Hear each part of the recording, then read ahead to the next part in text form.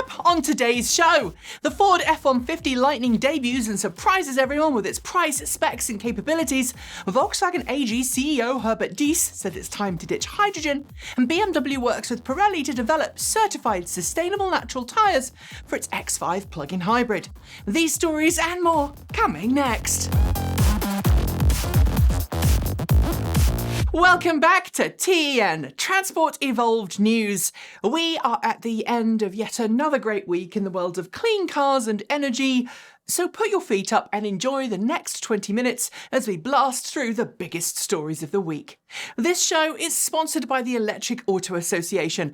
Stick around until the end to find out how joining the EAA can help you finance your own clean energy or transportation purchase.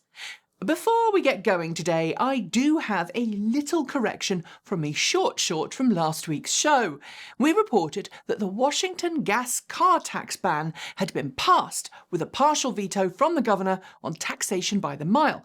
But because of the way the bill was written, while it was partially vetoed by the governor, the clause relating to an ICE car sales ban and per-mile taxation was combined, meaning Governor Inslee was forced to veto both together.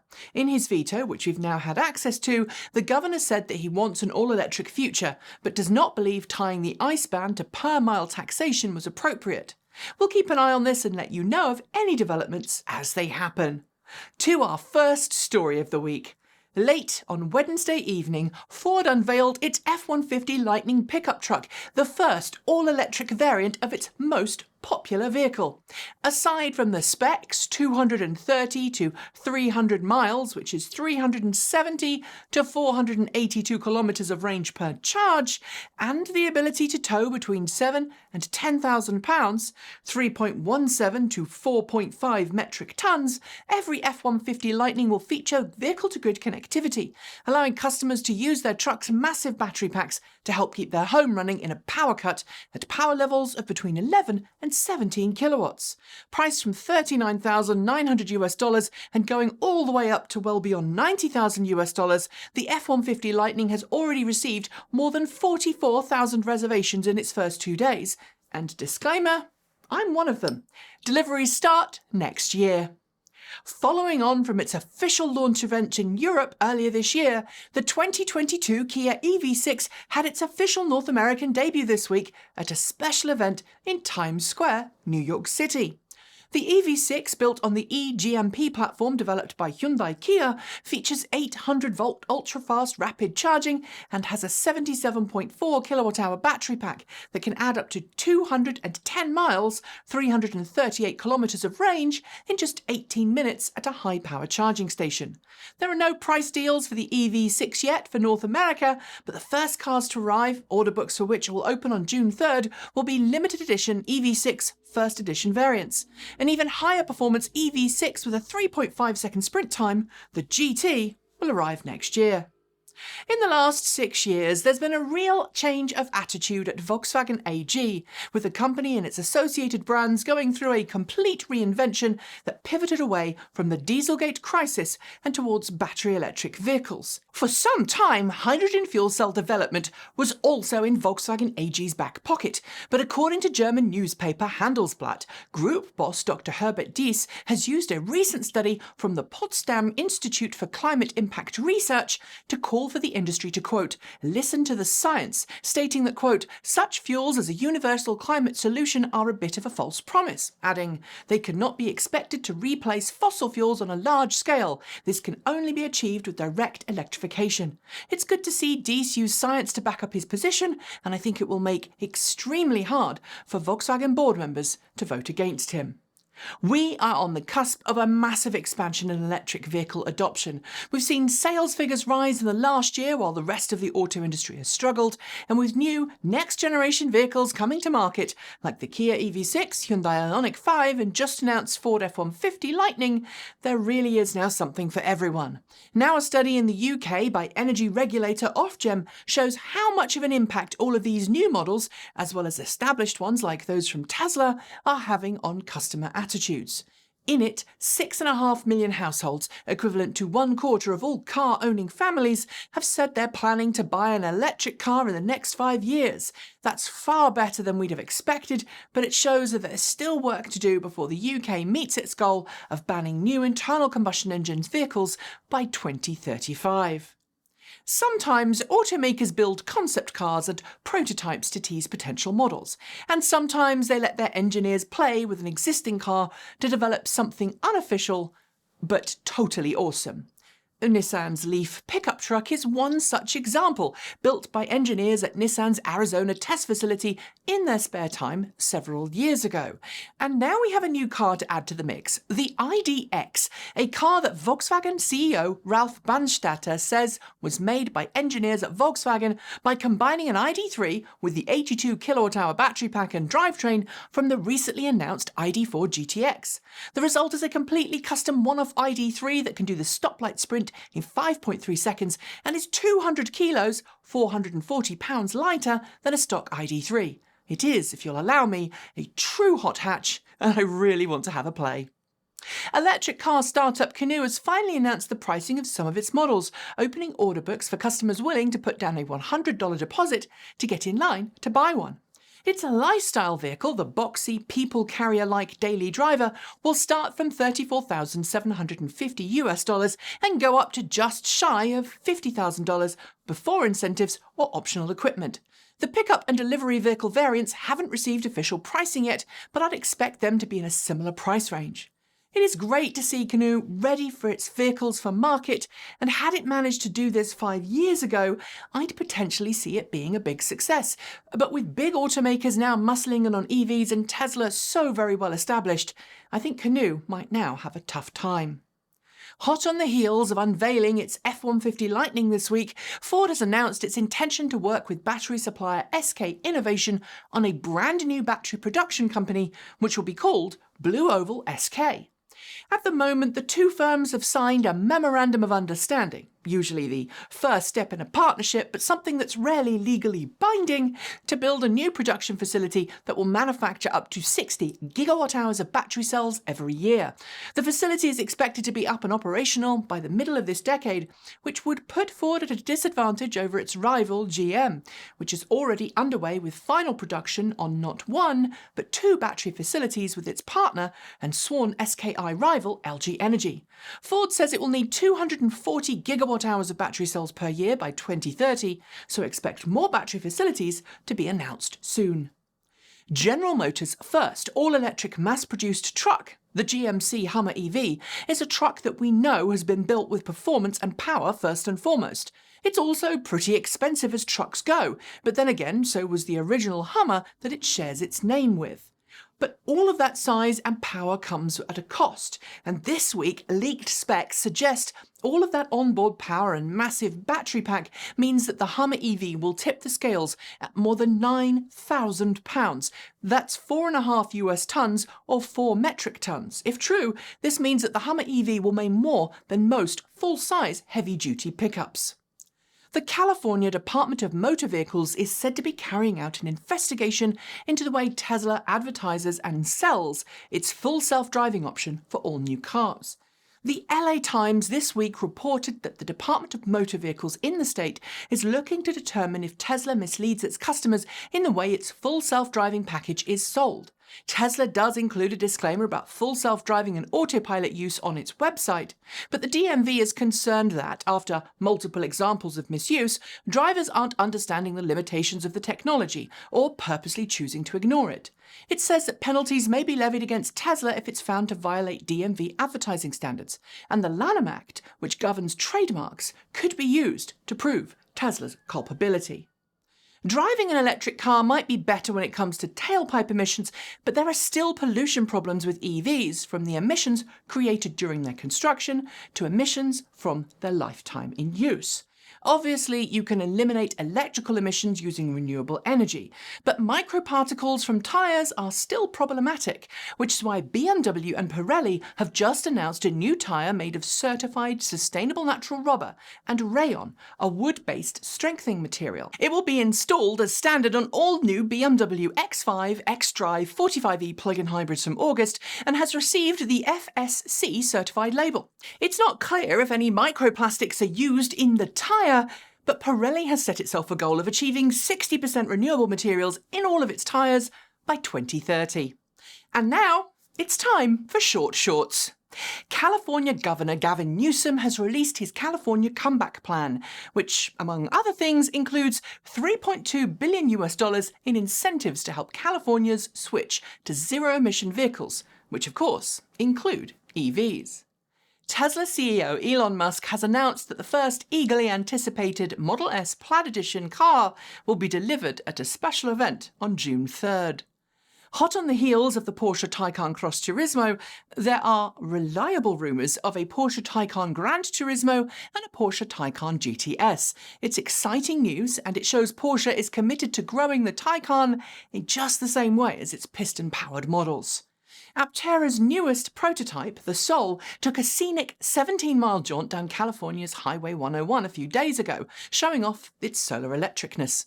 Aptera has announced that the Soul will be the last Alpha generation prototype as it shifts to beta prototypes on its way to full production-ready vehicles.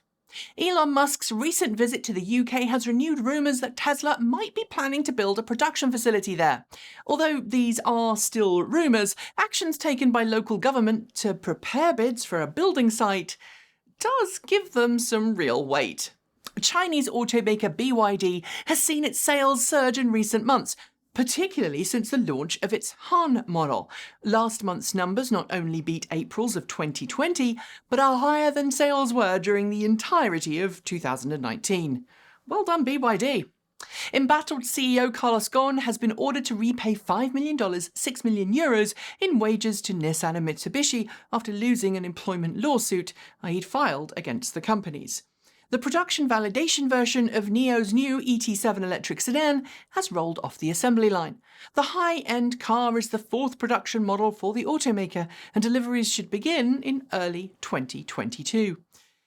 It feels as if every week we have something to say about the Opel Manta, and this week is no different, as Opel has revealed a real electric Manta GSE that you can sit in and drive.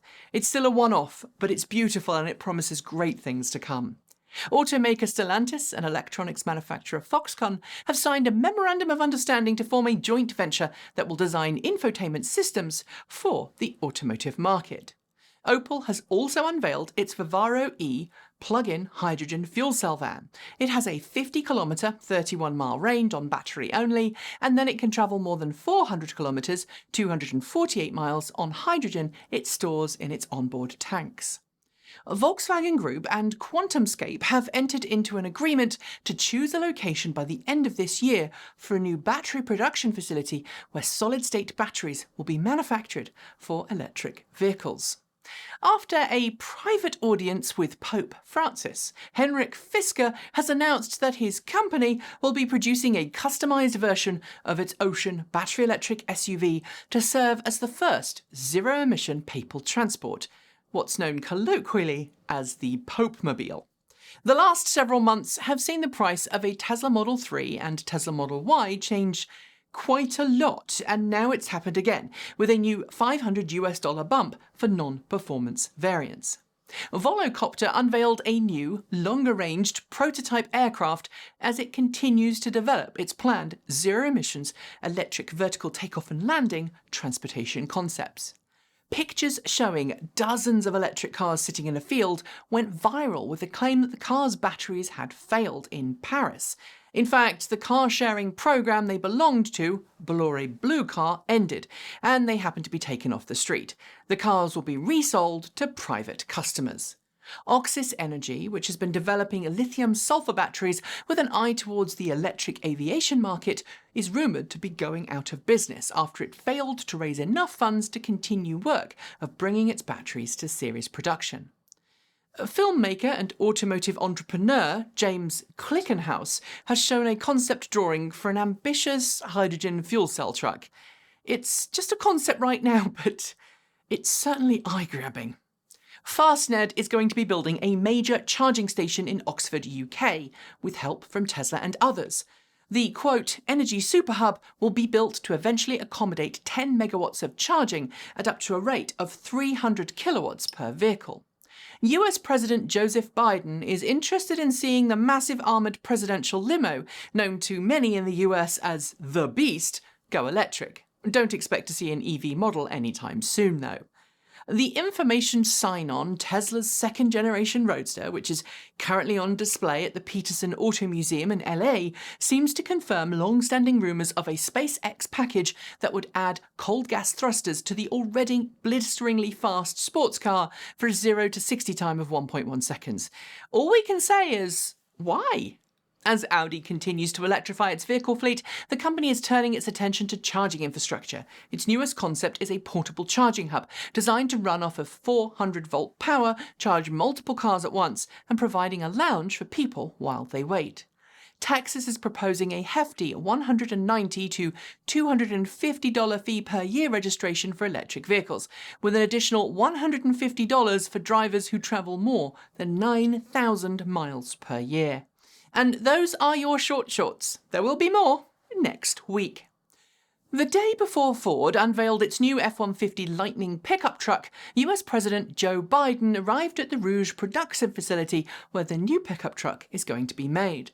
Giving a live address on stage backed by various F-Series pickups from its years of production, the president spoke about his love for the auto industry, the importance of a strong unionized workforce and collective bargaining, his goal of using the current infrastructure bill that's being debated in Congress to help America regain its status in the world of manufacturing, and of course, making America #1 in clean energy and car tech.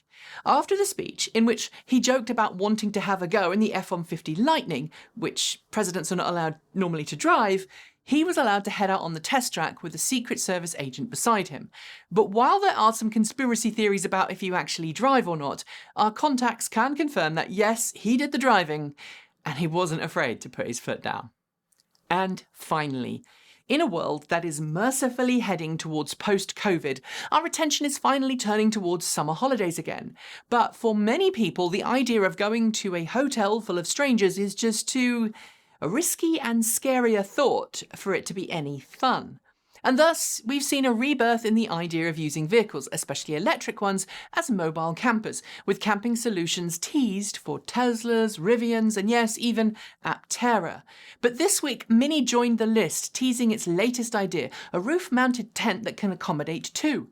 Demonstrated on both the Mini Cooper SE Countryman All-4 plug-in hybrid and Mini Cooper SE electric vehicles, the tents come in two designs with a lightweight aluminium ladder to let you enter the tent with ease. When not in use, they fold flat into a hard shell, ensuring maximum possible efficiency. It's not exactly overlanding, but I'd give it a go. What about you?